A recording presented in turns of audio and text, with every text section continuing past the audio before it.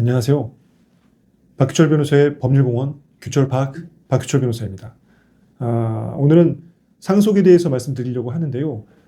상속 순위, 그리고 일반적으로 잘 알려져 있지 않은 대습 상속, 그 다음에 빚 대물림을 피할 수 있는 상속 포기와 한정 승인 등에 대해서 말씀드리려고 합니다.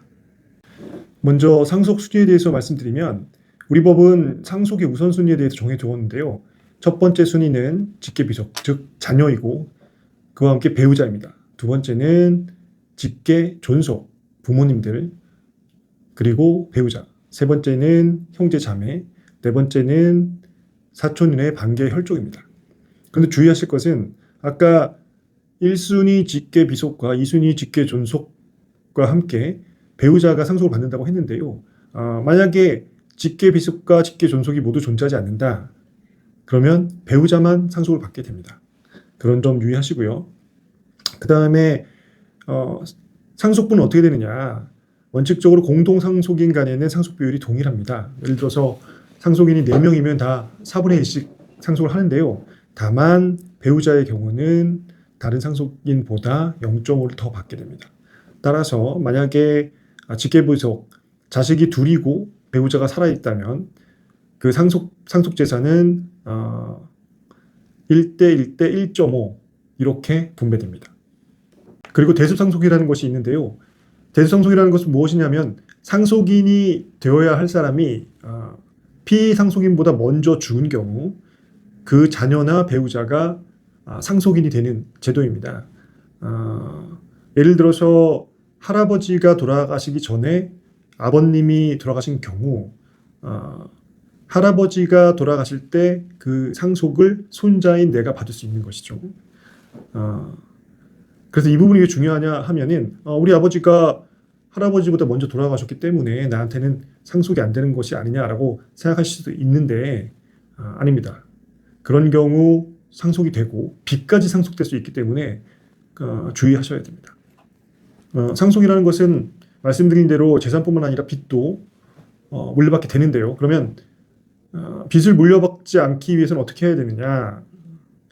빚을 물려받지 않기 위한 방법은 두 가지가 있습니다. 상속 포기가 있고 한정 승인이라는 것이 있는데요. 상속 포기라는 것은 나의 상속권을 포기하는 것입니다.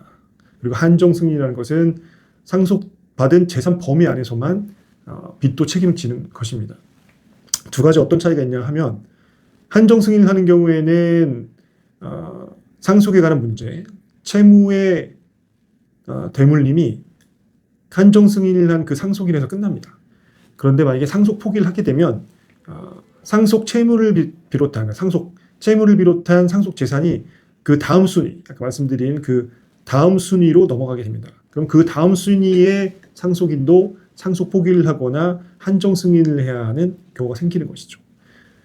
그래서 만약에 모두가 상속 포기를 한다고 한다면 아까 말씀드린 직계, 비속, 직계, 존속, 형제자매, 사촌의 혈족 모두가 상속 포기를 해야 하는 경우가 생깁니다. 그래서 실무적으로는 공동상속인 중에서 예를 들어 4명의 상속이 있다. 그러면 3명은 상속 포기를 하고 그 다음에 1명은 한정 승인을 해서 그 대에서 상속에 관한 문제를 정리하라고 많이 권해드리고 실무적으로 그렇게 많이 이루어지고 있습니다.